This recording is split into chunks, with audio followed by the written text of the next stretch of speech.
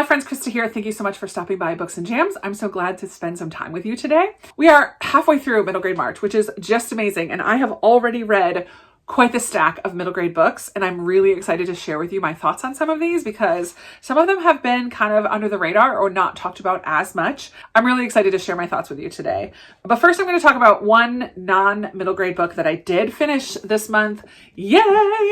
Look at this Chunkamunka Outlander book that's about 800 pages. It was a 40-something hour audiobook. I started it in January and finally, I finished it. I'm so proud of myself. This was one of the books that I picked for the BookTube spin, and so I'm really glad that I finished it. The other one is The Love Story of Missy Carmichael, which I do have on audio, so I will try to finish that before the end of the month as well, so that I get both of my BookTube spin books finished by the end of March, which is our deadline for it. So Voyager is the third book in the Outlander series. We continue to follow the story of Jamie and Claire. I love listening to it on audio because when it starts to get a little steamy, I can just skip ahead 15 seconds. Oh, they're still at it. Skip ahead. So I can skip through some of the steamy bits without having to listen to it. But I do think that this is not quite as steamy as the first book was. There are a few scenes, of course, but they're a married couple now, and Claire has come back through the stones again, and I just don't want to say too much about it because it's all going to be spoilery, but we travel outside of Scotland in this one. I really enjoy this look at history through the eyes of this couple. I did think that this one had some slower parts in it that didn't kind of keep me super engaged, but I will continue the series eventually. I just don't know when. I am interested in continuing to follow Jamie and Claire's story and watch the shows as well. That is Voyager, and my only non-middle grade book. I think I have a 10 or 11 books here to talk about. And so what I've done is ranked them as far as my least favorite to my favorite, instead of doing them in order of when I read them. Some of these I already talked about in a vlog, so I won't spend too much time on them, but I'm going to start with my least enjoyed all the way up to the one that I have loved the most so far this month. So least enjoyed is The Family Under the Bridge by Natalie Savage Carlson. This is a book that was older than me and has 5 words in the title. We follow this old, kind of curmudgeon old man who doesn't want to open his heart to anybody. He doesn't like kids because they find a way to weasel into your heart. And that's exactly what happens. He finds these 3 kids in his spot under the bridge and kind of takes them under his wing and helps provide for them. It hasn't dated itself well because they come in contact with this group of Roma people, and it refers to them as the other term that is not PC anymore, and it is actually quite offensive, I've heard. So I didn't really like that. Every time it would refer to them as that, I'm like, ooh, we don't say that. So I didn't really enjoy that, but I did like how this man's heart was softened by these 3 kids and how they kind of changed his life in a drastic way. So it was a sweet story. It's set during Christmas time as well, so it would be a great one to read at Christmas time. I just had a little bit of issue with a couple things, and so therefore it's my least favorite so far. It wasn't awful, but it wasn't fantastic.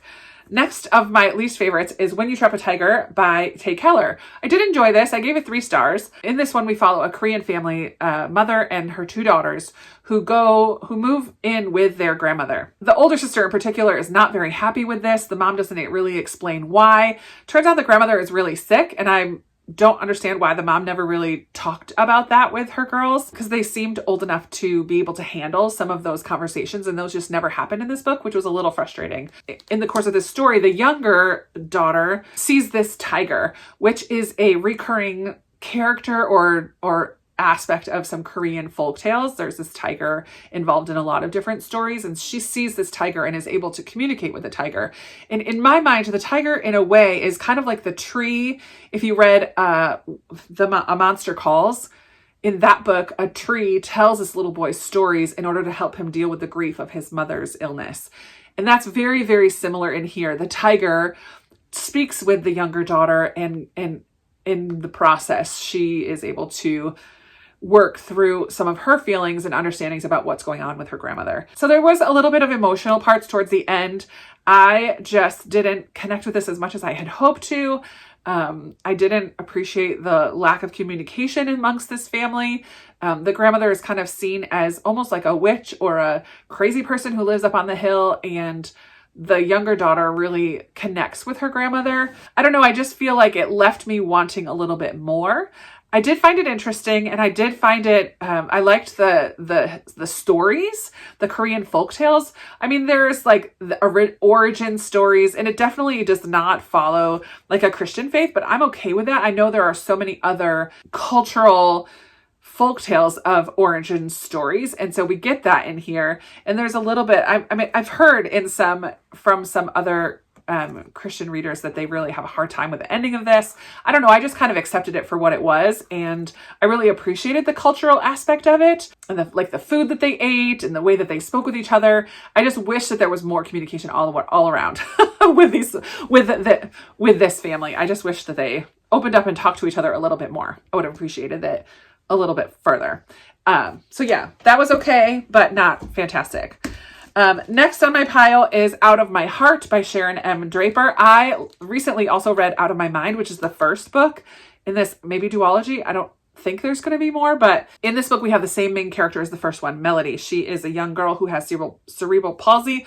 She is nonverbal and has a lot of physical difficulties, but in the first book we learned that she's brilliant. She's a super smart little girl, has a lot of wit and charm. I really liked Melody, and the first book carried a punch to it that this one just didn't have. This was just a sweet story of Melody really wanting to go to camp and advocating for herself to be able to go to camp, and then going to camp and what that's like, and like really just getting to be a teenager at camp with other friends that she makes who also have a lot of neurological and physical difficulties and disabilities, and yet what they are able to and encouraged to try new things and to do new things. It was a very sweet story.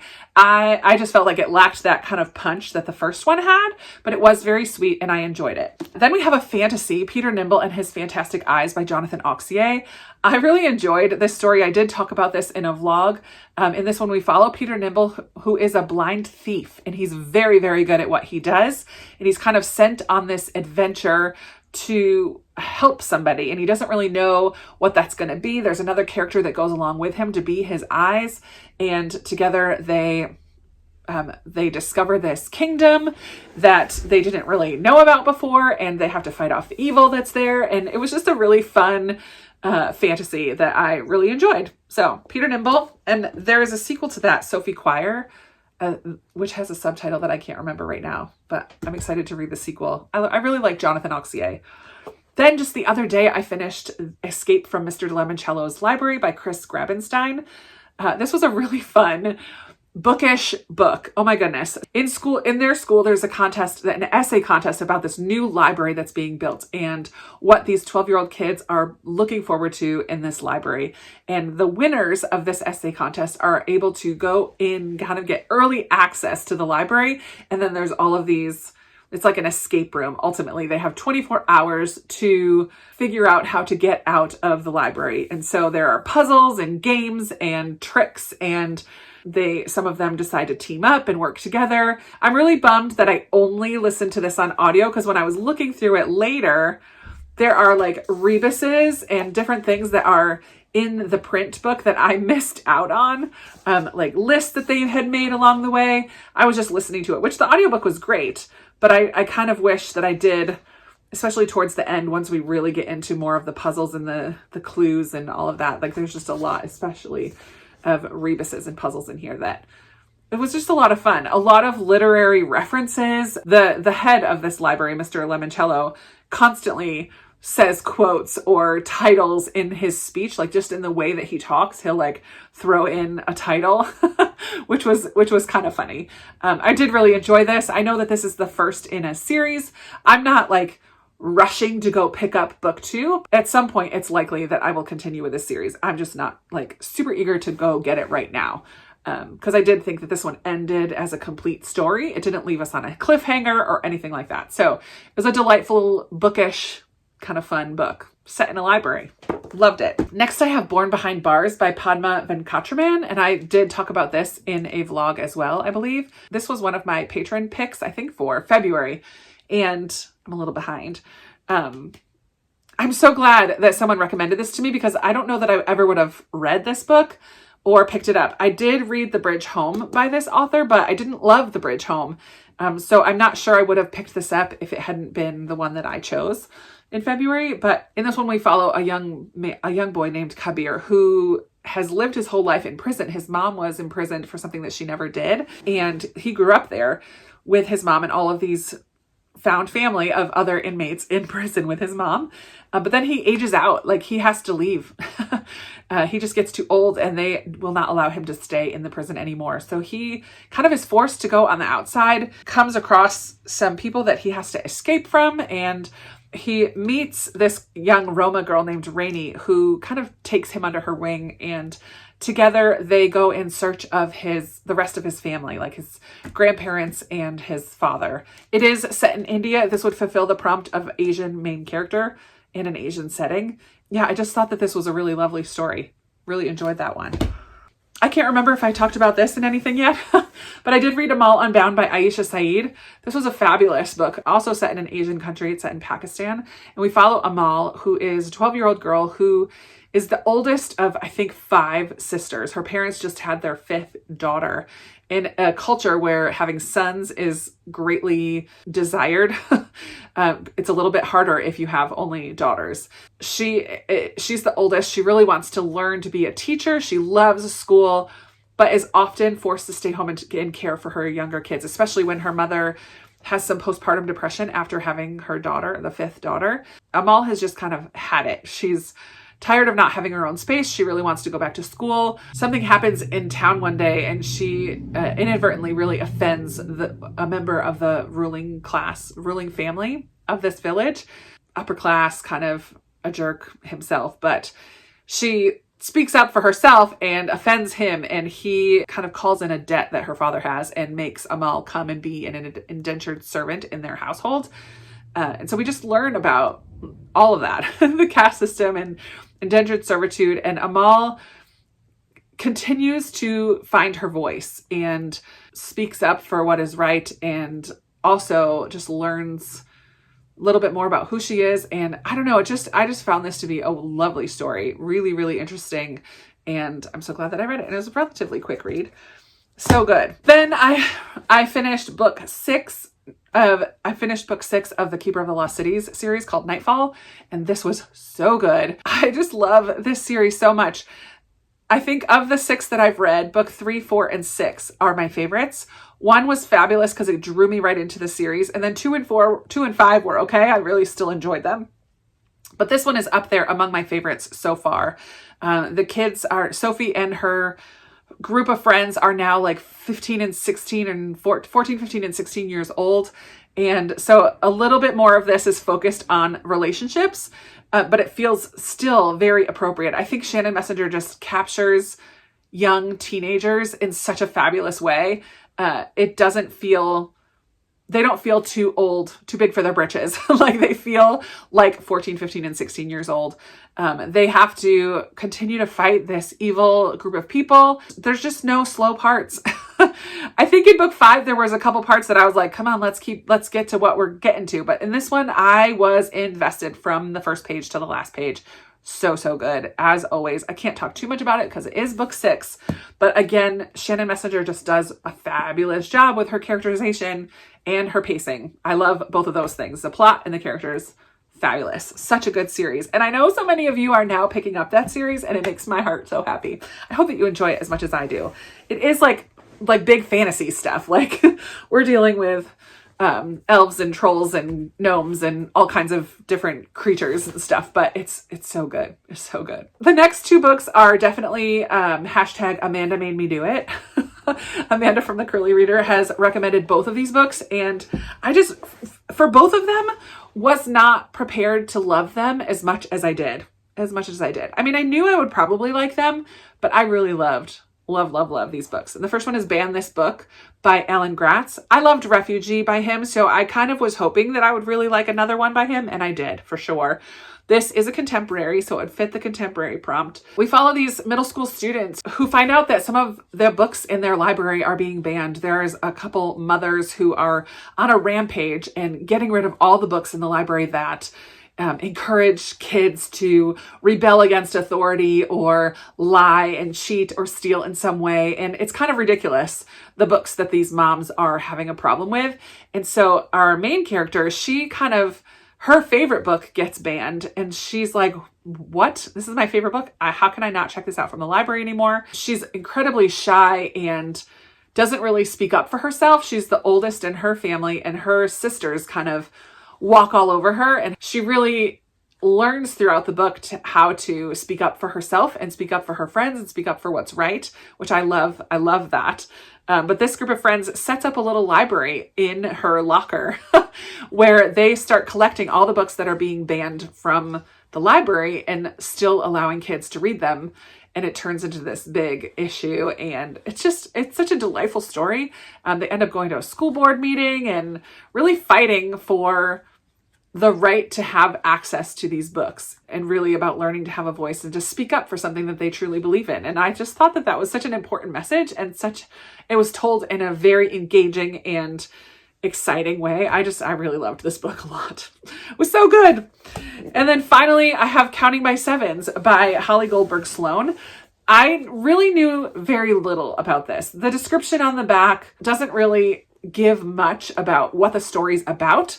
So I didn't really know much about this story. But it starts out with a bang, with a tragedy happening to our young protagonist, who really is who was adopted, and she is potentially on the autistic spectrum. Like, she has some OCD tendencies. She's just very different, neurodivergent, we'll say. She's just very different from others. She counts by sevens to calm herself down. She just has a lot of difficulty sometimes connecting with other people. She's very smart and very observant of the world around her. She's incredibly smart, and to the point where they were taking a standardized test at school one day, and she gets a perfect score, and her teachers accuse her of cheating because they just really don't understand this girl at all, which is really frustrating. I don't like it when adults don't even take the time to care about the kids that are represented in these books. That was really frustrating. She finds a group of people who really accept her and love her even for the way that she is and for who she is. It just was a beautiful story of friendship, of connection, of belonging. It deals with grief. It deals with identity. It deals with so many different topics in a beautiful story. There is one character in here that I didn't love, the school psychologist, who is an oddball himself and has a lot of probably neurodivergence of his own. Nothing is really labeled or said, but I didn't like the way that he was portrayed as somebody who was an adult with influence. And yet I kind of understand why he was the way he was at the same time. So he wasn't my favorite character, but this would qualify as books with Asian main characters. Yeah, our main character, Willow, is an Asian character, and then there's a Vietnamese family that she connects with in here that is a big part of the story as well. It just had a really lovely ending and parts that made me chuckle and laugh out loud, but also parts that made me well up with tears. I really was not expecting to love this. I definitely gave it 5 stars and thought it was fantastic, and would recommend you picking it up. So here are the 11, can I do it? Here are the 11 books that I've read so far this month. It's fantastic. I have so many more that I want to read, and I am plugging away at them. I would love to chat with you in the comments below if you have read any of these. How has your middle grade March been going so far? Do you have any new favorites? Have you been kind of hitting some roadblocks? Any bummers out there? What do you think of these books? Let me know. Let's talk about these books or anything else you want to talk about in the comments below. You guys know I love chatting with you down there. And that's going to be it for today. Thank you so much for watching. I really appreciate you spending your time with me, and I look forward to talking with you in another video very soon. Bye.